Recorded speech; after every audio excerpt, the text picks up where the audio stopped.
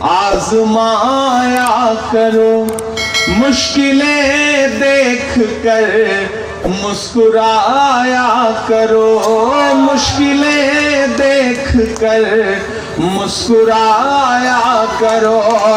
दो निवाले भले कम ही खाया करो, अपने बच्चों को लेकिन पढ़ाया करो, अपने बच्चों को लेकिन पढ़ाया करो।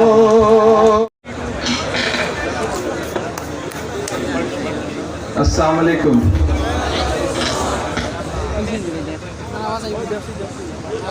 पहली बार आपके दयारे मोहब्बत में हाजिर हुआ हूँ। कभी ख्वाब में भी ये नहीं सोचा था कि इन इलाकों में आपसे मुलाकात करने का मौका मिलेगा, लेकिन ये 2 डेज की जो इस्लामिक कॉन्फ्रेंस है, इसके जो ऑर्गेनाइजर्स हैं, इनका बहुत शुक्रिया अदा करूंगा जिन्होंने ये मौका फराहम किया है। मेरी आंखों के सामने बड़ी तादाद में हालाकांडी, करीमगंज, सिलचर, इस एतराफ के लोग बैठे हैं। मेरा ख्याल है कि जबान समझ में आ रही है, आप लोग समझते हैं? हाँ, मुझे बताते रहिएगा, वरना मुझे लगेगा कि मैं बोले जा रहा हूँ और आप समझ नहीं पा रहे। हाँ, मैं देख रहा हूँ, मैं कोशिश कर रहा हूँ। देखिए, अंधेरा है, आपकी शक्ल शायद मैं ना देख पाऊँ, लेकिन आप थोड़ी देर जिंदगी का सबूत देंगे, जिंदा दिली के साथ सुनेंगे तो इंशाअल्लाह मैं आपकी धड़कनें सुन करके बताऊंगा, ये वादा करता हूँ। अब थोड़ी देर मेरे रंग में रंगने की कोशिश करिए। मैं बहुत शुक्रगुजार हूँ इस कमेटी का, खास तौर से बुरहानुद्दीन साहब एडवोकेट, ताहिर अहमद एडवोकेट, मोहम्मद अली साहब, फखरुल इस्लाम रहमान साहब, बुरहानुद्दीन साहब और बहुत सारे ऐसे नाम हैं जिनसे पहली मुलाकात हो रही है, लेकिन अब इंशाअल्लाह एक रिश्ता जुड़ जाएगा इस इलाके से। मैं 4 मिसरे पढ़ता हूँ, फिर धीरे धीरे थोड़ी थोड़ी गुफ्तगू भी करूंगा आपसे और थोड़ी थोड़ी शायरी भी सुनाऊंगा। पहली बार हाजिर हुआ हूँ, 4 मिसरे पढ़ता हूँ। क्या है? इस शहर से था एकदम अनजान चलाया, इस शहर से था एकदम अनजान चलाया, बनने के लिए दिल का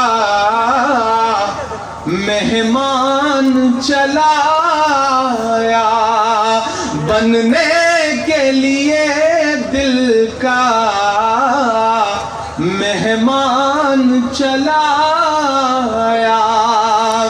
कुछ तो थी कशिश यारो तुम सबकी मोहब्बत में, मजबूर जो हो करके इमरान चलाया, जो हो करके इमरान चलाया। बहुत शुक्रिया, बहुत मोहब्बतें, बहुत जिंदगी से सुन रहे हैं। लेफ्ट हैंड पे कुछ लोगों की आवाजें आ रही हैं, उनसे गुजारिश करूंगा कि थोड़ी सी खामोशी रहे तो अच्छा है। ये जो पूरा इलाका है, मैं अभी मौलाना तैयबुर रहमान साहब के दरवाजे से होता हुआ यहाँ तक आया हूँ, उनके दयार से होकर के आया हूँ। रास्ते में ताहिर साहब ने इस इलाके के बारे में जो कुछ बताया, उसको सुनने के बाद मुझे खुद अफसोस हुआ कि मैं देर से पहुंचा इस इलाके में, मुझे बहुत पहले आना चाहिए था। बहुत मसरूफियत थी, इस बीच आना बहुत मुश्किल। एक तो आप तक पहुंचना, दिल्ली से यहाँ तक आना, 2-2 बार सफर चेंज करना, फ्लाइट 2 पकड़ना, सफर करते वक्त इतना लंबा सफर है कि पता ही नहीं चलता कि आदमी सफर कर रहा है या आखिरी सफर कर रहा है। मुश्किल आती है। लेकिन आज यहाँ आकर के जो जिंदा दिल लोग मुझे नजर आ रहे हैं, जो नई नस्लें मेरी नजर आ रही हैं, और उनकी आंखों में जो चमक है, जो खुशी है, उसे देख के मैं कह सकता हूँ कि मोहब्बत का अगर इम्कान होता तो घर में मीर का दीवान होता। तेरी महफिल में आकर सोचते हैं ना आते तो बड़ा नुकसान होता। आपकी मोहब्बतों का शुक्रिया अदा करता हूँ, जिस जुनून के साथ आप यहाँ बैठे हैं उसको सलाम करता हूँ। ये इलाका बहुत खूबसूरत इलाका है अल्हम्दुलिल्लाह। बस ये है कि इस इलाके की बातें दुनिया तक नहीं पहुंची जिसे पहुंचने की बहुत ज़रूरत थी। एक ऐसे वक्त में आया हूं जब सियासत आपके दरवाजे तक दस्तक दे रही है, लेकिन ये सियासी महफिल नहीं है। मैं आपसे कोई सियासी गुफ्तगू भी नहीं करूंगा, लेकिन वो सब कुछ आपसे बातचीत ज़रूर करूंगा कि आपको लगेगा कि कोई एक नई नस्ल की एक आवाज़ आई थी और उसने हमारे दिल की बात कह दी। मैं आसाम में खड़ा हूँ, मैं हाइलाकांडी में खड़ा हूँ और 4 मिसरे पढ़ता हूँ कि अपने बुजुर्गों की अजमत और नाम बचाए रखिएगा, अपने बुजुर्गों की अजमत और नाम बचाए रखिएगा। अमन मोहब्बत वाला सब पैगाम बचाए रखिएगा, अमन मोहब्बत वाला हर पैगाम बचाए रखिएगा। हम यूपी को बचा नहीं पाए हैं उनके चंगुल से। अब अगर मेरे एहसास आप तक पहुंचे और आप जो मैं आपको समझाना चाह रहा हूं वहां तक पहुंचे, तो मुझे जिंदा दिली का सबूत देकर के मुझे बताइएगा कि आप इमरान को सुन रहे हैं। मैं पढ़ता हूं कि अमन मोहब्बत वाला हर पैगाम बचाए रखिएगा। मुझे खुशी है कि ये जो कॉन्फ्रेंस है वो अमन के लिए है, मोहब्बत के लिए है, एकजुटता के लिए है, एकजहती के लिए है, तमाम मजहबों की एकजुटता के लिए है। मैं इस टीम को खास तौर से मुबारकबाद देता हूँ, वरना हम तो आसाम से ऐसी ऐसी आवाज़ें सियासी रहनुमाओं की सुनते हैं कि उन्हें सुन करके लगता है कि अल्लाह ने इन्हें जहन भी दिया है या नहीं दिया है। हमेशा नफरतों की बात करने वाले सियासी लोगों की आवाज़ें सुनते हैं, लेकिन मुझे फख्र है कि कुछ नौजवान भी यहाँ ऐसे रहते हैं जो मोहब्बतों का पैगाम देने के लिए महफिलें जुटाते हैं और हज़ारों लोग उसे सुनने के लिए आते हैं। मैं आपको सलाम करता हूँ, एक बार आप अपने लिए ताली बजाएं, आप अपनी मोहब्बत के लिए ताली बजाएं आप।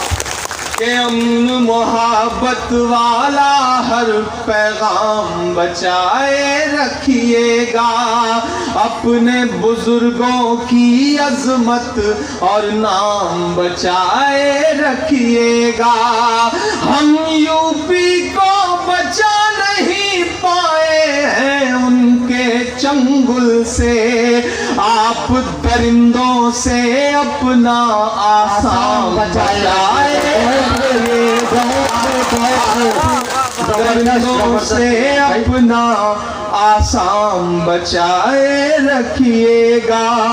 अमन मोहब्बत वाला हर पैगाम बचाए रखिएगा। ये बड़ी खूबसूरत सरजमीन है। मौलाना तैयबुर रहमान साहब जैसी शख्सियत यहाँ हुई है, तो सियासत में मोइनुल हक साहब ने बड़ा काम किया है, मैंने बड़ा नाम उनका सुन रखा था।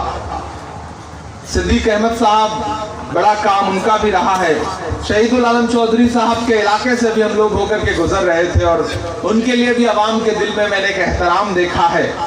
तो मैं इस सरजमीन पर खड़ा होकर के ये कह सकता हूँ, यकीनन आप ऐसी जगह हैं जो बाकी हिंदुस्तान से बहुत दूर भी है और अलहदा भी है और आपकी आवाज़ें वहाँ तक नहीं पहुँचती हैं, लेकिन आपने जो शुरुआत की है, इंशाअल्लाह मैं एक वादा यहाँ खड़ा होकर के ज़रूर करता हूँ कि आज के बाद मैं हिंदुस्तान के जिस भी शहर में जिस भी किसी प्रोग्राम में जाऊँगा, मैं आपके इलाके की मोहब्बत का जिक्र जरूर करूँगा।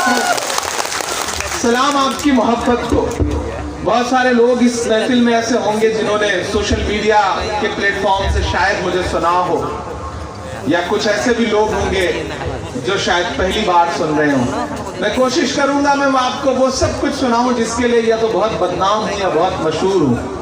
कोशिश करूंगा कि आपको वहां तक पहुंचाऊं, थोड़ी थोड़ी सियासी गुफ्तगू भी करता रहूं। लेकिन आज जो मेरी नई नस्लें सामने बैठी हैं, उनको देख करके दिल में एक एहतराम आ रहा है, और ये एहतराम पूरी दुनिया करे। हमसे गलतियां ये हुई कि हमने उस राह पर चलना छोड़ दिया जिस राह पर चलने के लिए हम पैदा हुए थे। एक बड़े हिंदी के राइटर ने एक बात कही, उनका महेंद्र कुमार उनका नाम है। उन्होंने एक बड़ी बात कही है, इस्लामिक कॉन्फ्रेंस है इसलिए मैं उसका जिक्र जरूर कर रहा हूं।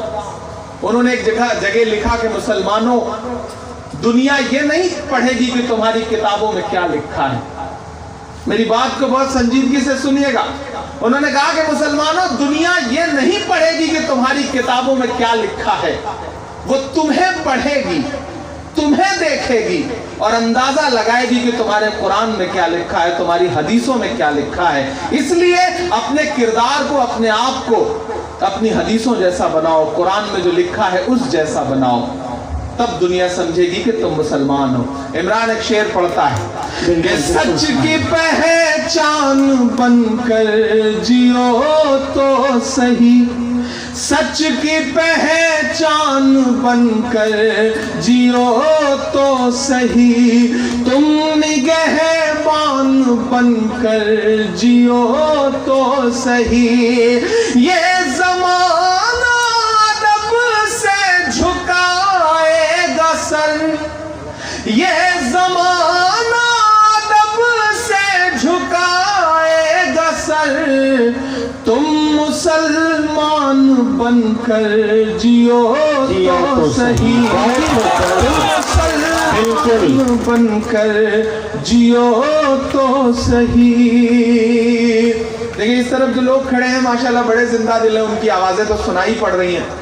इधर इमरान भाई, आप ऐसे इलाके में मैं आपको बीच में माफ़ी चाहता हूँ, और यकीनन हर दिल में आप बसते हैं। यहाँ हर कोई आपका इंतज़ार करता है, आपको सुनता है, और आपके अशार यहाँ बहुत अच्छी तरह सुनाए जाते हैं। लेकिन हालात ने ऐसी हालत पैदा कर दी कि हालात ज़माने के संभलने नहीं देते। हम साथ में चलते हैं तो चलने नहीं देते। नफ़रत की हवाओं को ज़माने से मिटा दो, उल्फत के चिरागों को तो जलने नहीं देते। इसलिए इमरान भाई आप पढ़ते जाइए, हम दिल से सुनते जा रहे हैं। देखिए किसी का एक शेर है कि हवा के रुख पे रहने दो तो जलना सीख जाएगा। बिल्कुल, हवा के रुख पे रहने दो तो जलना सीख जाएगा, कि बच्चा लड़खड़ाएगा तो चलना सीख जाएगा, बच्चा लड़खड़ाएगा तो चलना सीख जाएगा। और तुम अपना दिल मेरे सीने में कुछ दिन के लिए रख दो, तुम अपना दिल मेरे सीने में कुछ दिन के लिए रख दो, यहाँ रहकर ये पत्थर भी पिघलना सीख जाएगा। पत्थर भी पिघल रहा है, सीख जाएगा। बहुत शुक्रिया, बहुत अच्छा सुन रहे हैं आप और बहुत अच्छी निजामत कर रहे हैं आप, आपको सलाम करता हूँ। शुक्रिया बहुत। हम बड़े बुजुर्ग यहाँ बैठे हैं, मुझे बड़ी दुआएं मिली हैं आप सबसे। मैं कोशिश करता हूँ कि थोड़ी थोड़ी सियासी शायरी भी आपको सुनाता रहूँ। तालीमी बेदारी की कॉन्फ्रेंस है तो मैं उस पर भी कोशिश करूंगा कि थोड़ा तालीम पर भी आपसे गुफ्तगू कर सकूं। जी जी जरूर। तुम मुसलमान बनकर जियो तो सही, और इस तरह हौसले आजमाया करो। जो कुछ आपको सुनाऊंगा उसका निचोड़ इन 4 मिसरों में है। इतनी दूर मेरा ख्याल है कि 1000 किलोमीटर से ज्यादा का सफर तय करके आपके बीच शायद यही कहने आपसे आया हूं कि इस तरह हौसले आजमाया करो, मुश्किलें देख कर मुस्कुराया करो, मुश्किलें देख कर मुस्कुराया करो।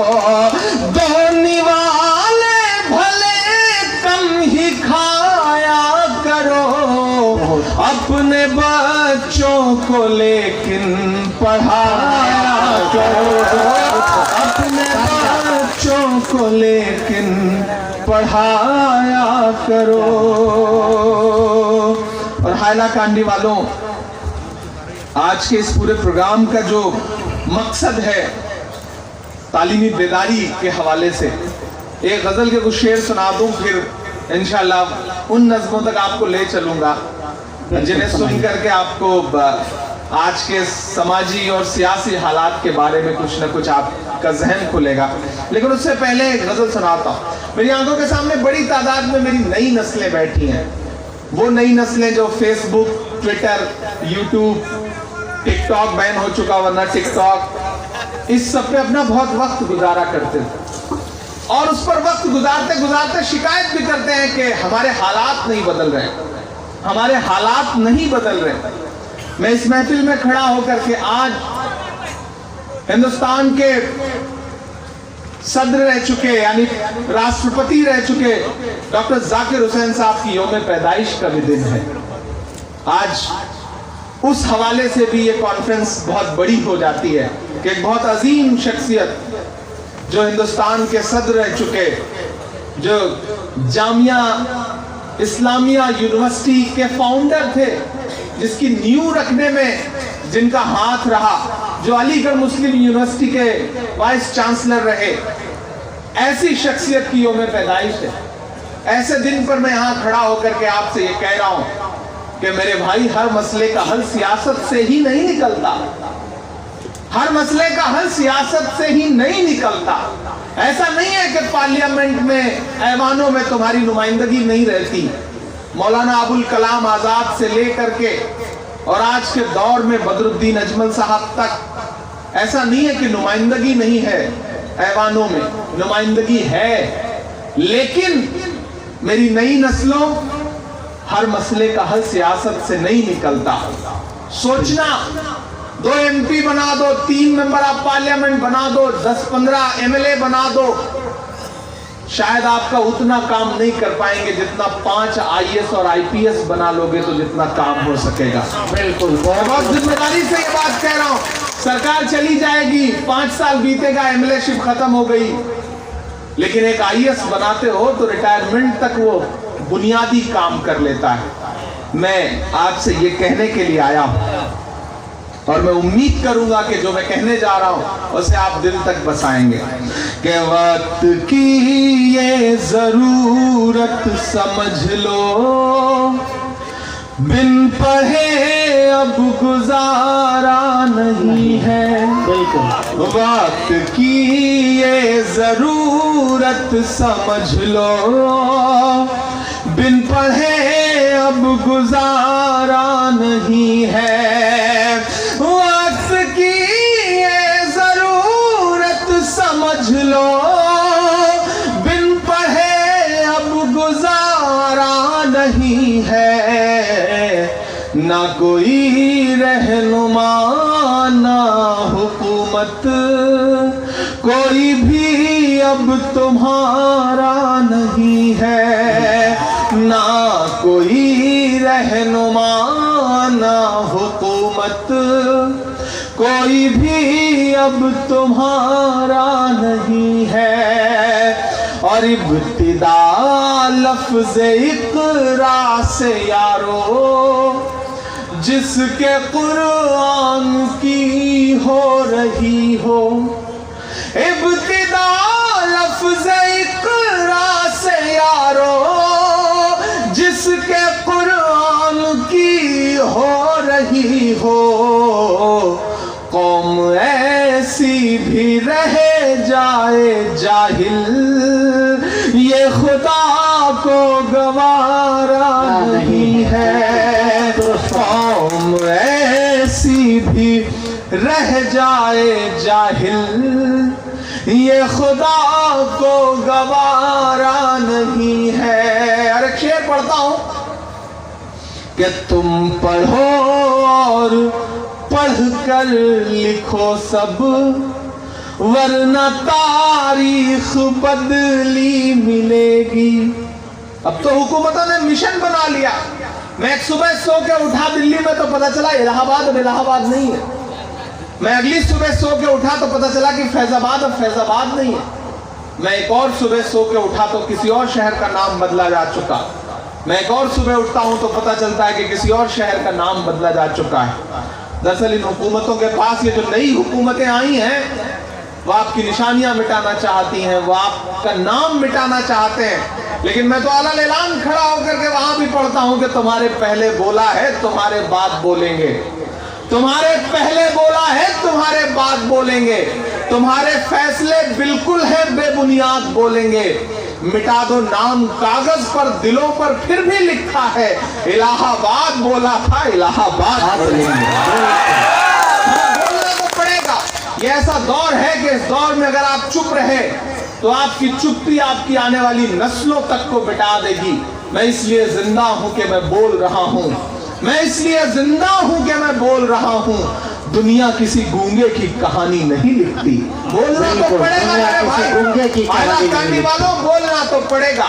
और जब बोलना पड़ेगा तो इमरान ये शेर पढ़ रहा है कि इब्तिदा लफ्ज़े इक़रा की यारो, जिसके कुरान की हो रही हो। इब्तिदा लफ्ज़े इक़रा से यारो, जिसके कुरान की हो रही हो। कौम ऐसी भी रह जाए जाहिल, ये खुदा को गवारा नहीं है। और तुम पढ़ो और पढ़ कर लिखो सब, वरना तारीख बदली मिलेगी। तुम पढ़ो और पढ़ कर लिखो सब, वरना तारीख बदली मिलेगी। अब कलम और कागज से बढ़कर दूसरा कोई चारा नहीं है। अब कलम और कागज से बढ़कर दूसरा कोई चारा नहीं है। और मेरी नई नस्लों, पढ़ने लिखने से सब कुछ बनेगा, दौरे हाजिर भी और आखिरत भी। पढ़ने लिखने से सब कुछ बनेगा, दौरे हाजिर भी और आखिरत भी। कब तलक रोते रोते कहोगे दौरे हाजिर हमारा नहीं है। कब तलक रोते रोते कहोगे दौरे हाजिर हमारा नहीं है। अब कलम और कागज से बढ़कर दूसरा कोई चारा नहीं है। बहुत शुक्रिया। गजल खत्म हो चुकी है, आप ताली बजा सकते हैं। मैं आ रहा था तो रास्ते में मुझे कोई प्रधानमंत्री जी का भाषण सुनवा रहा था, जिसमें वो कह रहे थे कि अब इंटरनेशनल साजिश हो रही है और असम की चाय को बदनाम किया जा रहा है। आज ही सुना मैं। तो बोले असम की चाय खतरे में है। तो मुझे लगा यार चाय तो खतरे में नहीं है, फर्जी चाय वाला भले खतरे में हो सकता है। चाय तो ये असम की चाय है, इसका जो जबान पे जो इसका टेस्ट है ना, इसका जो स्वाद है ना, वो खतरे में कभी नहीं आ सकता। तो इमरान एक शेर पढ़ता है कि चाय वाले बाबू को। थोड़ा सा मतलब मुझे ऐसा ना लगे कि आप तकरीर सुन रहे हैं, मुझे ऐसा लगे कि आप इमरान को सुन रहे हैं। मैं चाहता हूं थोड़ी देर, आपने पिछले 2 दिन से बड़ी संजीदा गुफ्तगू सुनी है, बड़े बुजुर्गों को सुना है और बड़ी खामोशी के साथ, अदब एहतराम के साथ आप बिल्कुल उसी रंग में रमे रहे जैसा आपको कहा गया। लेकिन मैं चाहता हूं कि थोड़ी देर थोड़ा हंसिए भी, थोड़ा मुस्कुराइए भी, थोड़ी संजीदा बातें भी सुनिए और थोड़ा मेरे रंग में भी रंग जाइए। मैं पढ़ता हूं और थोड़ा सा जिंदगी दीजिएगा। इधर जो बाईं तरफ लोग खड़े हैं आजकल ऐसे चुप हैं जैसे बंगाल में जो लेफ्टिस्ट हैं वो चुप हो गए हैं। तो थोड़ा सा आप सब भी बोलिए, ऐसा लगे कि आप भी जिंदा हैं, ऐसा न लगे कि आप कब्रिस्तान में बैठे हैं, लगे कि आप किसी महफिल का हिस्सा हैं। मुझे जिंदगी दे के बताइएगा। मैं पढ़ता हूं कि चाय वाले बाबू को चाय लेके डूबेगी।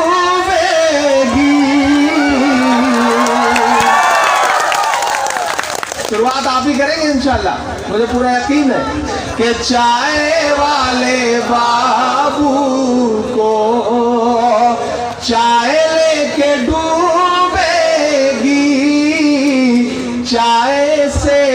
बचेंगे तो गाय लेके डूबेगी,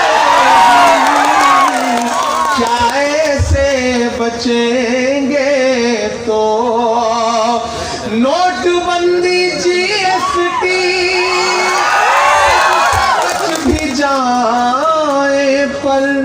अब मेरे एहसास तक पहुंचना तो बताना मुझे सुन के कि नोटबंदी जीएसटी सबसे बच भी जाए पर उस नजीब की माँ की हाय लेके डूबेगी, उस नजीब की माँ की हाय लेके डूबेगी, चाय वाले बाबू को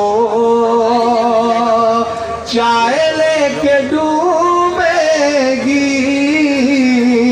बहुत शुक्रिया, बहुत मोहब्बतें।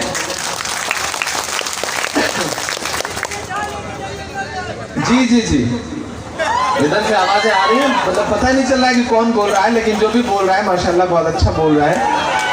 ऐसे ही बोलते रहिए, क्योंकि जो कहते हैं इस आंधी में पर ना तोला जाएगा, जो कहते हैं इस आंधी में पर ना तोला जाएगा, जो इस बात पे खुश हैं हमसे लब ना खोला जाएगा, उनसे कहो हम तूफानों से डरने वाले लोग नहीं, कातिल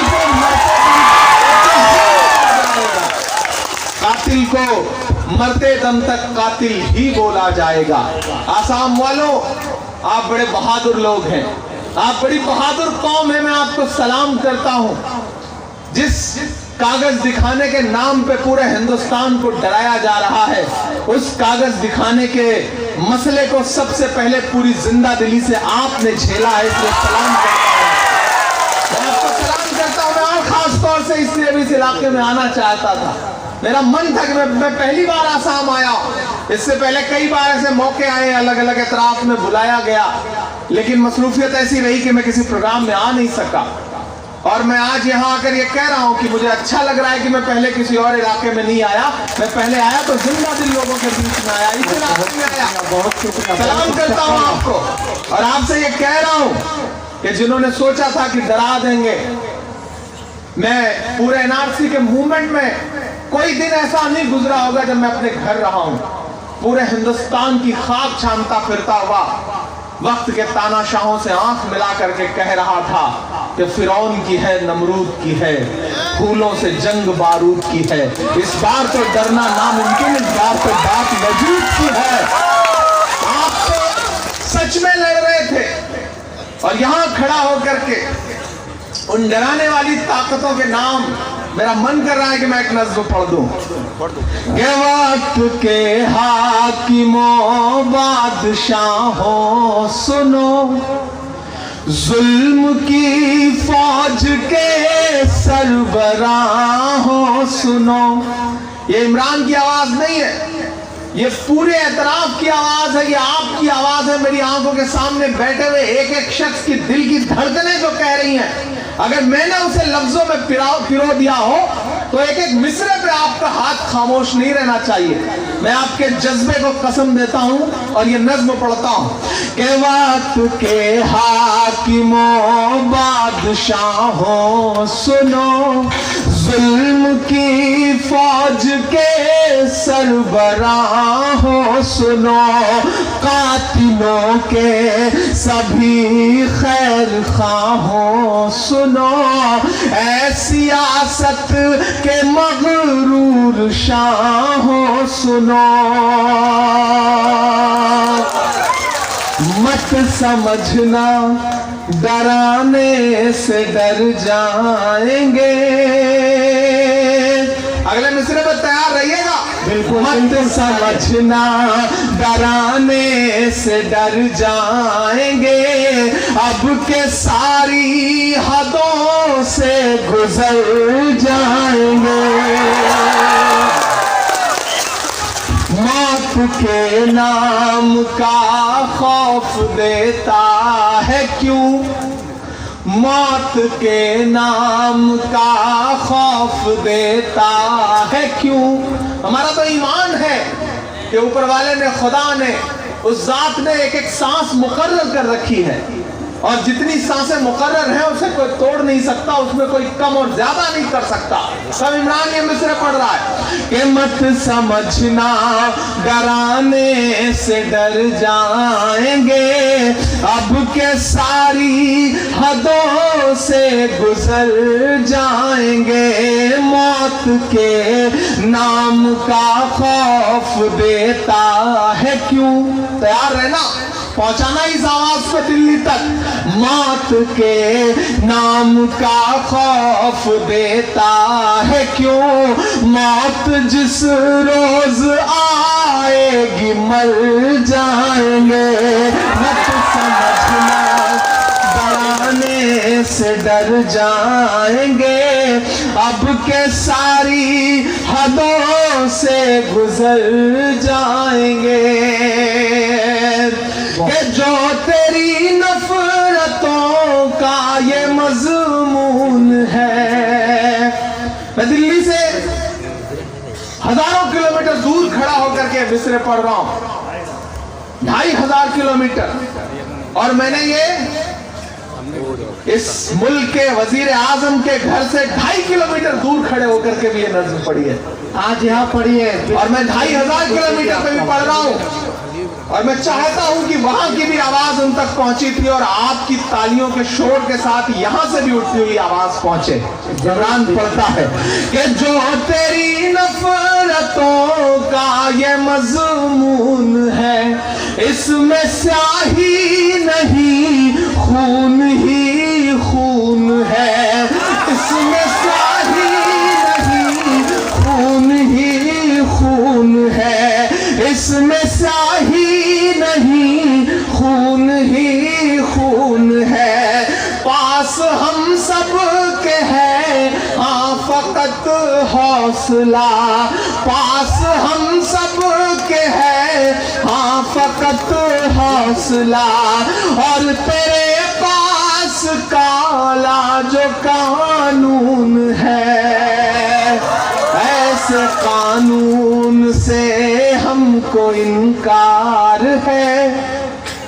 वो बिल चाहे CNRC का बिल हो या फिर अब किसानों के लिए लाया गया बिल हो, आपकी आवाजों के शोर के साथ पढ़ता हूं कि ऐसे कानून से हमको इनकार है, अब ये मुमकिन नहीं कि मुकर जाएंगे, मत समझना डराने से डर जाएंगे, अब के सारी हदों से गुजर जाएंगे, मौत के नाम का खौफ देता है क्यों? मौत जिस रोज आएगी मर जाएंगे, कि तुमको तारीख ने पहले समझाया था, पर तुम्हारी समझ में नहीं आया था। बड़े मजहबी लोग बैठे हैं यहाँ पर, सुनिएगा इमरान जो कह रहा है कि तुमको तारीख ने पहले समझाया था, पर तुम्हारी समझ में नहीं आया था, जैसा बिल लेके आए हो तुम शाह जी, जैसा बिल लेके आए हो तुम शाह जी, ऐसा बिल तो अबू जहल भी लाया।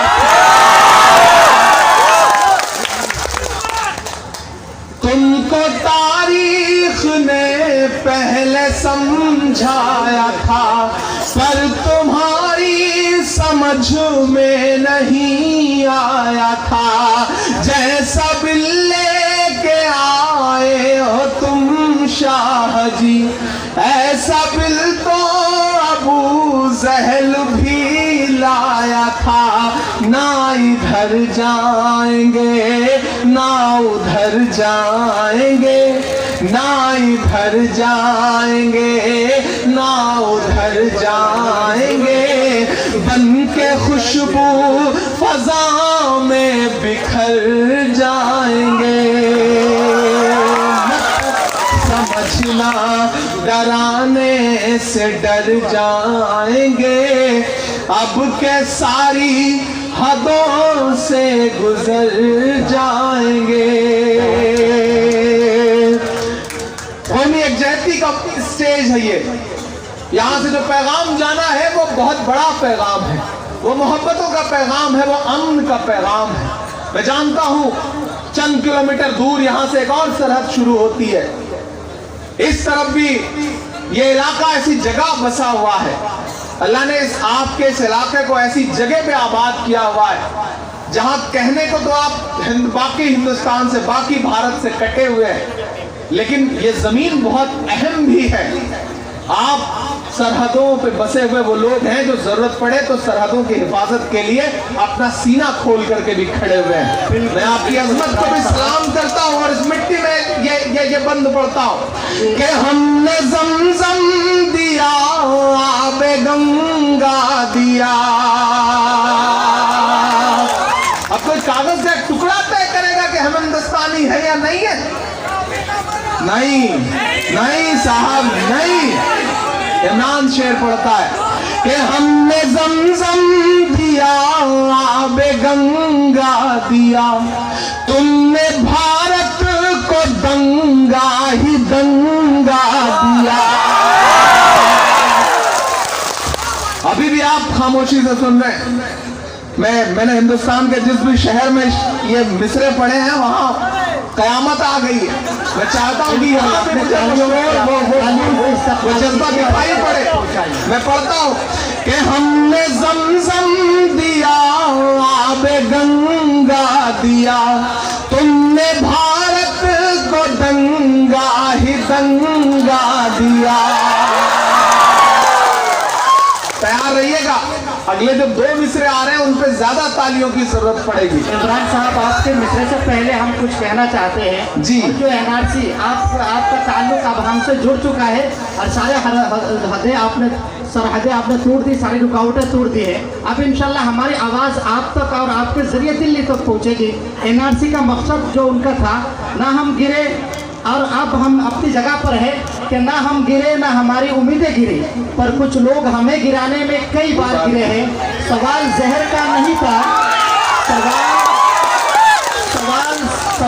सवाल जहर का नहीं था, वो तो हम पी गए।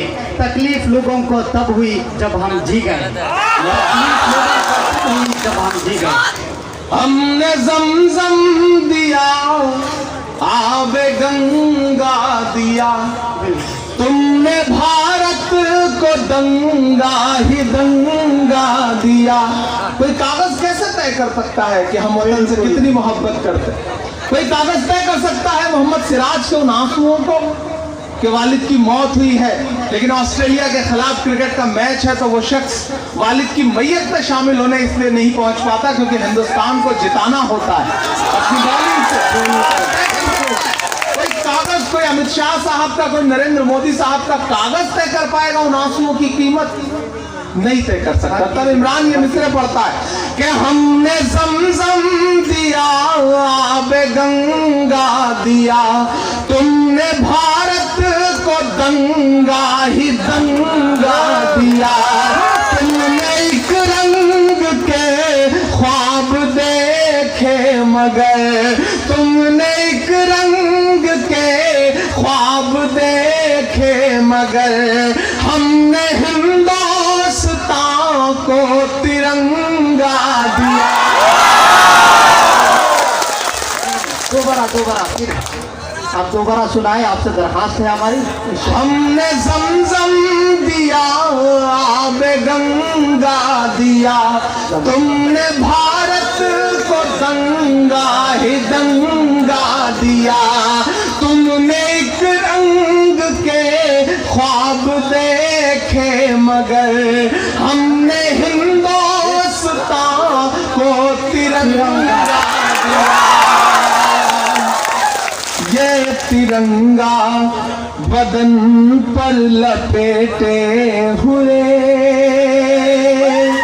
ये तिरंगा बदन पर लपेटे हुए एक दिन इस जमीन में उतर जाएंगे। मत समझना डराने से डर जाएंगे, अब के सारी हदों से गुजर जाएंगे।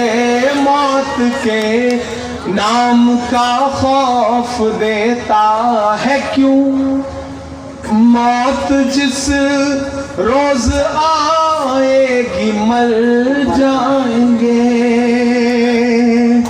बहुत शुक्रिया। बिल्कुल बहुत खूब इमरान साहब, आप बहुत जो थोड़ा बहुत वक्त है शुक्रिया मेरे पास, आपके पास, इस महफिल के पास, मैं कोशिश करता हूँ, जिक्र हुआ है वतन परस्ती का, सबूत देने का, तिरंगे का, कागज का, तो मेरा मन करता है मैं एक नज्म सुनाऊं आपको। बिल्कुल बहुत अच्छा सुन रहे हैं आप। इधर भीड़ बहुत ज्यादा है, मेरी नजर जहां तक पहुंच रही है पता ही नहीं चल पा रहा है आदमी है या गमले रखे हुए हैं। तो थोड़ा सा आप भी, हाँ आपकी भी आवाजें, आपकी तालियों का शोर आता रहे मुझ तक, तो मुझे लगेगा कि नहीं इधर लोग ही खड़े हैं। एक नज्म पढ़ता हूँ, दुआ की एक नज्म पढ़ता हूँ। मैंने कहा ना कुछ दूर पे बांग्लादेश की सरहद शुरू होती है, यहां से एक पैगाम उठे, हमेशा हवा उस तरफ से इधर आती है। मैं चाहता हूं कि आज हवाओं का रुख इधर से दिल्ली की तरफ हो। होगा ना? यहाँ से पहुंचाइएगा, एक एक मिसरे के साथ सफर करिएगा। मैं आपकी धड़कनों की तर्जुमानी करता हुआ दिल्ली तक चलने की कोशिश करता हूँ। बिल्कुल। कि मेरा मस्कन मेरी जन्नत को सलामत रखना। मैं दिल्ली जाके दिल्ली के मीडिया के साथियों से कहूंगा कि कहां दिल्ली और उत्तर प्रदेश और आसपास में कागज और वतन परस्ती चेक करते घूम रहे हो, किसी शाम फ्लाइट पकड़ो और उतरो सिलचर, पहुंचो उस इलाके में, जाओ लोगों के एहसास पढ़ो। वहां बैठा हुआ एक एक ईमान वाला ये दुआ कर रहा है कि मेरा मस्कन मेरी जन्नत को सलामत रखना। मेरे मौला मेरे भारत को सलामत रखना।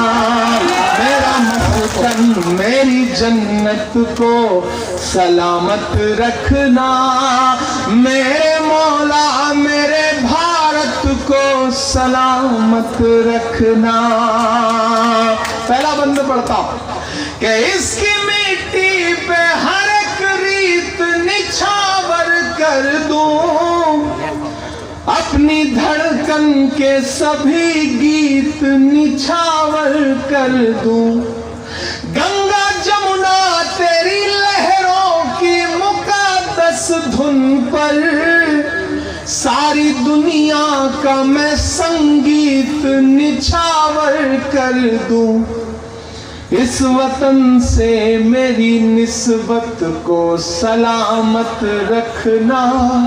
मेरे मौला मेरे भारत को सलामत रखना। मेरा मस्कन मेरी जन्नत को सलामत रखना। मेरे मौला मेरे भारत को सलामत रखना। जब जब ये मिसरा आए कि मेरे मौला मेरे भारत को सलामत रखना, तो मैं चाहता हूं कि मेरे साथ इस मिसरे को आप भी गुनगुनाइएगा जरूर जरूर। जब भी ये मिसरा आए, मेरा मस्कन मेरी जन्नत को सलामत रखना। मेरे मौला मेरे भारत को सलामत रखना। मेरा मस्कन, पहला बंद पढ़ता हूं इसका।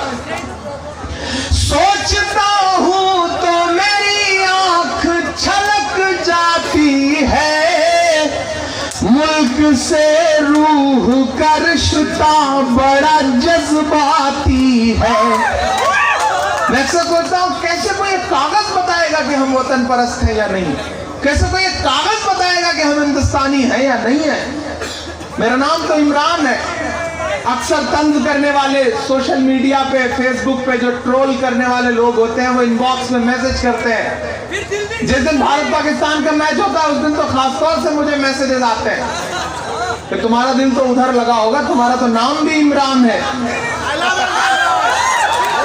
तो मैं उनसे कहता हूं कि मुझे फख्र है कि मैं भारत का इमरान हूं। अगर उन्हें फख्र है कि उनके पास एक इमरान है, तो हिंदुस्तान का इमरान भी खड़ा है इस तरफ, भारत का इमरान है।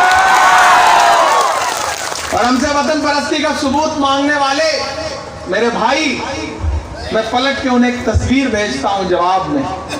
एक तस्वीर जिसमें हज करने गया हुआ एक शख्स खाने काबा के सामने तिरंगा लेकर के खड़ा है, और मैं वो तस्वीर पलट के भेजता हूं और नीचे बस इतना लिखता हूं कि हमसे वतन परस्ती का सबूत मांगने वाले मेरे भाई, मेरी वतन परस्ती का सबूत ये तस्वीर है।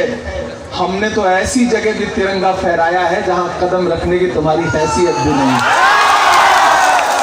तो इमरान ये बंद पड़ता है, सोचता हूं तो मेरी आंख छलक जाती है, मुल्क से रूह का रिश्ता बड़ा जज्बाती है। मेरे आका ने मदीने में कहा था ये कभी, मेरे आका ने मदीने में कहा था ये कभी, हिंद की सिमत से एक ठंडी हवा आती है। मेरे ईमान की अकीदत को सलामत रखना, मेरे मौला मेरे भारत को सलामत रखना, मेरा मस्कन मेरी जन्नत को सलामत रखना, मेरे मौला मेरे भारत को सलामत रखना।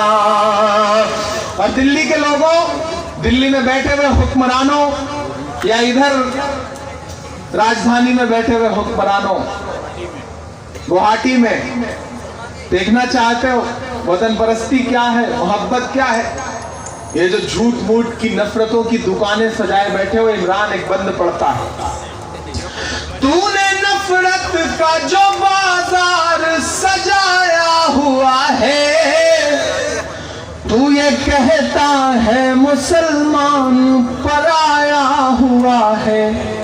तूने नफरत का जो बाजार सजाया हुआ है, तू ये कहता है मुसलमान पराया हुआ है। आजा दिल चीर के दिखलाऊं वतन का नक्शा, मेरा भारत मेरी सांसों में समाया हुआ है। तूने नफरत का जो बाजार सजाया हुआ है, तू ये कहता है मुसलमान पराया हुआ है। आजा दिल चीर के दिखलाऊं वतन का नक्शा, मेरा भारत मेरी सांसों में समाया हुआ है। ऐसी रूहानी मोहब्बत को सलामत रखना, तैयार रहिएगा, ऐसी रूहानी मोहब्बत को सलामत रखना, मेरे मौला मेरे भारत को सलामत रखना, मेरा मस्कन मेरी जन्नत को सलामत रखना, मेरे मौला मेरे भारत को सलामत रखना। कुछ लोग कहते हैं इमरान साहब आप तो शायर हैं, आप कभी कभी इतने तीखे क्यों हो जाते हैं, कड़वी जबान में क्यों बात करने लगते हैं, इतना मत बोला करिए, हुकूमतों को बख्श दिया करिए, छोड़ दिया करिए। तब मैं उनसे कहता हूं कि नहीं भाई, बोलना तो पड़ेगा। क्यों? मुस्कुराती हुई तहजीब को गुमसुम किया है। आज जो नफरतों का माहौल दिख रहा है, कौन सी भीड़ कब किस सड़क पर कहां किसे मार देगी कोई भरोसा नहीं। हमने तो वो दौर भी देखा है। मैं तो ऐसे वक्त और ऐसे माहौल में परवरिश हुई है मेरी कि मैं जब 7वीं क्लास में पढ़ता था, 8वीं क्लास में पढ़ता था, 9वीं क्लास में पढ़ता था, तो मेरे साथ मेरा एक दोस्त पढ़ता था जिसका नाम था श्रीकांत मिश्रा। हम दोनों एक साइकिल से स्कूल जाते थे। हमारा स्कूल 12 किलोमीटर दूर था, तो 6 किलोमीटर मैं चलाता, 6 किलोमीटर वो चलाता। कभी कभी मैं थोड़ा ज्यादा चालाक था तो मेरे हिस्से की भी साइकिल उसे चलानी पड़ती थी। हम स्कूल छोड़ के क्रिकेट खेलने चले जाएं, और जब अब्बू तलाशना शुरू करते थे तो हमें किसी ग्राउंड में क्रिकेट खेलते पाते थे स्कूल छोड़ करके, तो जितनी पिटाई मेरी करते थे उतनी ही पिटाई श्रीकांत की भी करते थे। और कभी अगर श्रीकांत के पिताजी, श्रीकांत के वालिद साहब हमें पकड़ते थे तो जितना वो थप्पड़ श्रीकांत को मारते थे उतना ही मुझे भी मारते थे। लेकिन आज तसव्वुर करिए कि एक थप्पड़ मेरे पिता, मेरे वालिद साहब श्रीकांत को मार दें, या श्रीकांत के पिताजी एक थप्पड़ मुझे मार दें, तो वो थप्पड़ कब हिंदू या मुसलमान हो जाएगा कोई भरोसा नहीं है। ये माहौल खराब किया है इस हुकूमत ने, ये नुकसान किया है। तब मैं ये मिसरे पढ़ रहा हूं कि मुस्कुराती हुई तहजीब को गुमसुम किया है तुमने, भारत की फजाओं को जहन्नुम किया है। मेरे भारत से मेरा रिश्ता कुछ इस तरह का है, हमने इस मुल्क की मिट्टी से तयम्मुम किया है। मुस्कुराती हुई तहजीब को गुमसुम किया है तुमने, भारत की फजाओं को जहन्नुम किया है। मेरे भारत से मेरा रिश्ता कुछ इस तरह का है, हमने इस मुल्क की मिट्टी से तयम्मुम किया है। इतनी पाकीज़ा इबादत को सलामत रखना मेरे मौला, मेरे भारत को सलामत रखना, मेरा मस्कन मेरी जन्नत को सलामत रखना, मेरे मौला मेरे भारत को सलामत रखना। आखिरी बंद पढ़ता हूं। आपके तरफ तो पता नहीं क्या, हमारे यूपी में, बिहार में तो ऐसे ऐसे नेता हैं जो सुबह शाम हैं तो मिनिस्टर वो, लेकिन उनका काम कुछ और नहीं है। उन्होंने ट्रेवल एजेंसी खोल रखी है और सुबह शाम पाकिस्तान का टिकट भेजते रहते हैं। ये लो टिकट, चले जाओ पाकिस्तान, चले जाओ पाकिस्तान। कभी कभी मन करता है मेरे भाई भेजना ही चाह रहा है तो पाकिस्तान क्यों भेज रहा है? अमेरिका का टिकट दे दे। आपके यहाँ तो बांग्लादेश वाले टिकट भेजते हैं। तो मैं तो उनसे कहना चाहता हूँ कि भेजना चाह रहे हो भाई तो पाकिस्तान बांग्लादेश क्यों भेज रहे हो? अमेरिका का टिकट दो, लंदन का दो, और अगर हमसे मोहब्बत है तो सऊदी अरब का दे दो, जाए उम्रा करके लौटा टिकट आप फालतू भेजना चाह रहे हो। और अगर भेजने का इतना ही शौक है तो इमरान एक बंद पड़ता है। बिल्कुल स्वागत है, पढ़िए। कि नफरतों का लिए तिरपाल चले जाओ तुम, बाद की छोड़ो इसी साल चले जाओ तुम। अब तक जो खामोश रहा होगा मैं उसे भी कसम देता हूँ, चौथे मिसरे पे एक भी शख्स खामोश नहीं रहेगा। यहां से वहां तक इमरान ये मिसरे पढ़ रहा है कि नफरतों का लिए तिरपाल चले जाओ तुम, बाद की छोड़ो इसी साल चले जाओ तुम। एडवांस में मत दीजिए, चौथा मिसरा है तब बजाइए। बस यही सीखना है कि कहाँ कब कैसे बजाना है, ये सलीका हमें सीखना पड़ेगा।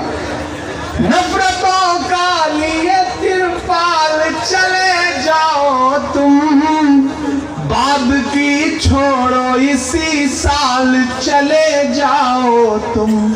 हमको लाहौर कराची से भला क्या मतलब, तुमको जाना है तो नेपाल चले।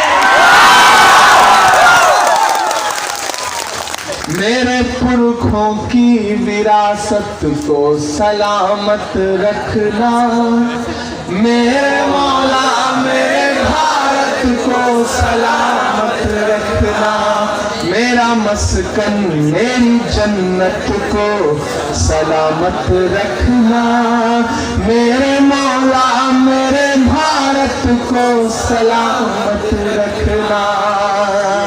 वो चाहते हैं कि हिंदुस्तान छोड़ दें हम। बताओ, भूत के डर से मकान छोड़ दें हम? नहीं हो सकता, नहीं हो सकता। बट मेरा ख्याल है कि थोड़ा सा अभी तो है ना, थोड़ी देर आप अभी सुनने के मूड में है ना, सुनने के मूड में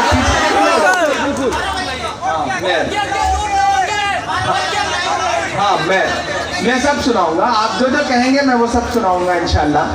पहली बार आया हूँ, इमरान साहब आखिरी सांस तक सुनाने की कोशिश करूंगा जब तक सांस बची रही। जब से आपका प्रोग्राम का ऐलान हुआ है जी। सब इंतजार कर रहे थे, लेकिन 2 दिन से यह प्रोग्राम चल रहा है। कुछ बारिश की बूंदें आने लगी, बारिश होने लगी थी, तो ज़बान हाल सब ये कह रहे थे कि अब्र करम जरा थम के बरस, इतना ना बरस के वो आ ना सके, जब वो आ जाए तो थम के बरस, इतना बरस के वो जा ना सके। आज पूरी रात है, तो इसलिए आप सुनाते रहिए। और दूसरे मदरसे वाले हाँ, मदरसे वाली नज़्म के लिए ख़ास तौर से मुझे हुक्म हुआ है कि मैं वो नज़्म सुना दूँ। पहले मैं वो नज़्म सुना देता हूँ, क्योंकि पिछले कुछ महीनों से आपके सूबे से ऐसी ऐसी सदाएं उठी हैं कि मदरसे बंद किए जा रहे हैं, ये हो रहा है, वो हो रहा है, ऐसा होता है, वैसा होता है। मुझे याद है 2012-2011 में जब पूरे हिंदुस्तान में एक माहौल खड़ा करने की कोशिश की जा रही थी कि मदरसों को टारगेट किया जा रहा था। मेरा दोस्त तनवीर, उसने एक शेर कहा कि कभी आजूज लिखता है, कभी माजूज लिखता है, वो अपने आप को इस अहद का माबूद लिखता है। उसे कह दो ये जर्रे अमन की तबलीग करते हैं, वो पागल मदरसों की रेत को बारूद लिखता है। तब मैंने एक नज्म कही, ये बताने की कोशिश की कि नहीं, तुम्हारी जो जहनियत है उस जहनियत से अलग मदरसों की सच्चाई ये है। मैं आपको बताऊं कि मेरा मदरसों में पढ़ाई का मेरा कोई सिलसिला नहीं रहा है। मैं इलाहाबाद यूनिवर्सिटी का स्टूडेंट रहा हूं, मैंने हिंदी अंग्रेजी की पढ़ाई की है। मदरसों में कभी मेरा पढ़ाई का कोई सिलसिला नहीं रहा है, लेकिन आज आ करके लोगों के कदमों में बैठ करके जो देखा है, जो महसूस किया है, उसे अपने टूटे फूटे लफ्जों में पिरो करके मैंने पूरी दुनिया के सामने रखा। और खुदा का ऐसा करम हुआ कि उस नज्म ने इतना मकबूल किया कि पूरी दुनिया का सफर मैंने उस नज्म के हवाले से किया। मेरा मन कर रहा है कि मैं वो नज्म सुनाऊं। आज कई साल बाद किसी महफिल में मैं वो नज्म पढ़ने चल रहा हूं, और मुझे यकीन है कि आप उसी तरह सुनेंगे जैसे शुरू में मैंने जब इस नज्म को पढ़ना शुरू किया था, उस वक्त लोग इस नज्म को सुना करते थे। जरूर जरूर मैं पढ़ता हूं साहब कि मिला हमेशा चाहत का पैगाम मदरसों से। यहाँ मदरसों के तलबा बड़ी तादाद में मुझे नजर आ रहे हैं। बिल्कुल, आप अपने तालियों से बता दीजिए आप किस तरह सुन रहे हैं। एक बार तालियों की मिला हमेशा चाहत का पैगाम मदरसों से, मिला हमेशा। ये नज़्म मेरा एहतजाज के तौर पे मैं दर्ज करवाना चाहता हूँ इस नज़्म को, हुकूमतों के नाम और ख़ास तौर से असम की हुकूमत के नाम। बिल्कुल, मिला हमेशा चाहत का पैगाम मदरसों से, मत जोड़ो आतंकवाद का नाम मदरसों से, कोई इल्जाम मदरसों से, कोई इल्जाम मदरसों से। पहला बंद पढ़ता हूं कि चाहे शेखुल हिंद हो या फजले हक खैराबादी, चाहे शेखुल हिंद हो या फजले हक खैराबादी, जंगे आजादी में सबने अपनी जान लड़ा दी, अपनी जान लड़ा दी। मिला तो मिला हमें, मिला तुम्हें आजादी का इनाम मदरसों से। मत जोड़ो आतंकवाद का नाम मदरसों से। कोई इल्जाम मदरसों से, कोई इल्जाम मदरसों से। एक साहब, मैं एक दिन किसी डिबेट में बैठा हुआ था, तो उन्होंने तंज लेकर के कुछ नाम गिनाने शुरू किए। तो मैंने कहा मेरे भाई तंज मत करो, मैंने तो यूनिवर्सिटी से पढ़ाई की है, लेकिन मैं मदरसों को जितना समझता हूँ उसकी बुनियाद पे कह सकता हूँ कि नहीं, ऐसा नहीं है कल या परसों से नहीं निकले। कई अरमान है दिल में जो बरसों से नहीं निकले। नहीं, ऐसा नहीं है कल या परसों से नहीं निकले। कई अरमान है दिल में जो बरसों से नहीं निकले। हो आसाराम, नित्यानंद या रामपाल बाबा हो, खुदा का शुक्र है ये सब मदरसों से नहीं निकले। खुदा का शुक्र है। तो मैं बंद पढ़ता हूँ साहब इसका। कि बड़ी जरूरत देश को जब जब किया कमाल इन्हीं ने। सरकारी अनुदान बंद कर दिया जाएगा, एक आवाज हमेशा उठती है आपके यहाँ, तो बंद भी कर दिया गया।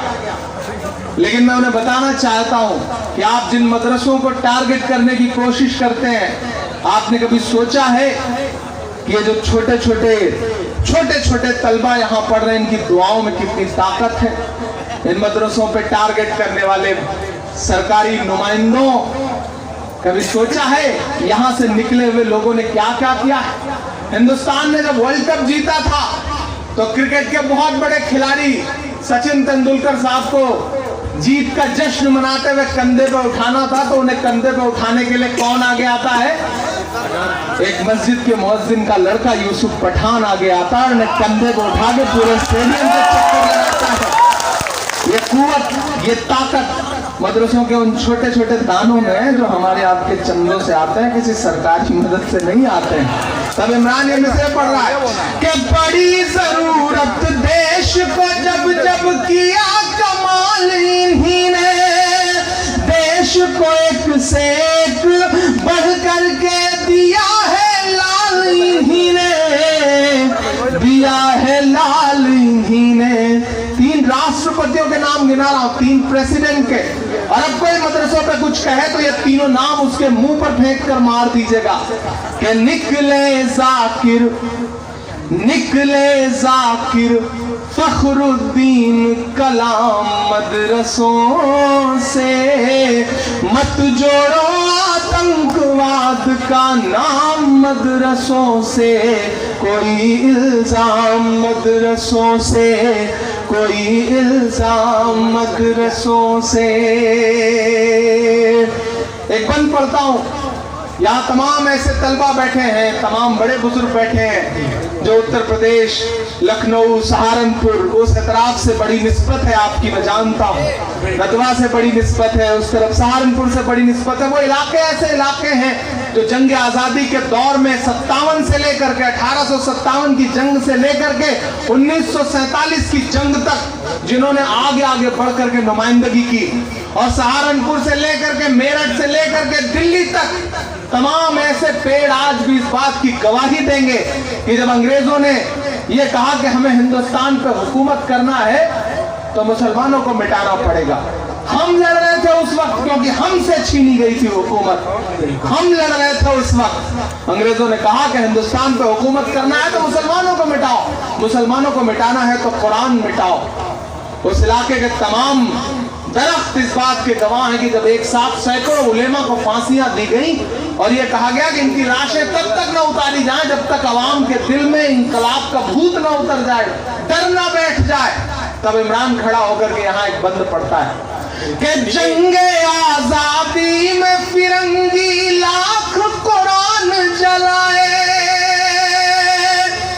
अगला मिसरा मेरे ईमान का, मेरे जज्बे का मिसरा है, आप पहुंचिएगा उस मिसरे तक। जी पढ़िए। जंगे आजादी में फिरंगी लाख कुरान जलाए, किसी भी हाफिज के दिल से एक हर्फ मिटा ना पाए, एक हर्फ मिटा ना पाए। लिया है अल्लाह ने ऐसा भी काम मदरसों से। मत जोड़ो आतंकवाद का नाम मदरसों से, कोई इल्जाम मदरसों से, कोई इल्जाम मदरसों से। वो कहते हैं वहां पे ये मिलता है, वो मिलता है, हथियार मिलता है। मैं बता रहा हूं क्या मिलता है। इस सदी का सबसे बड़ा सच बोलने की हिम्मत करता हूं। जब मैंने ये नस्ल 2012-13 में पढ़नी शुरू की तो लोगों ने मुझसे कहा, इमरान डरा करो, तन्हा चलते हो, अकेले चलते हो, परेशान कर दिए जाओगे, ये हो जाएगा, नुकसान हो जाएगा, किसी Z+ सिक्योरिटी में नहीं चलते। तब मैं आपकी दुआओं के भरोसे कहा करता था कि मोहब्बत कौन करता है, सियासत कौन करता है, मोहब्बत कौन करता है, सियासत कौन करता है। मुझे मालूम है मेरी हिफाजत कौन करता है, मुझे मालूम है मेरी हिफाजत कौन करता है। और हम ही ने लाज रखी है बुजुर्गों की यहाँ, वरना सभी टुकड़ों पे पलते हैं, बगावत कौन करता है। और मैंने इस सदी का सबसे बड़ा सच बोला है जो आपका सच है। मैं बताता हूँ कि वहाँ क्या मिलता है। जो ये कहते हैं वहाँ हथियार मिलता है, ये मिलता है, वो मिलता है, मैं बता रहा हूँ क्या मिलता है कि वजू के लोटे कुछ फरार, टूटी हुई चटाई, यही मिलता है ना।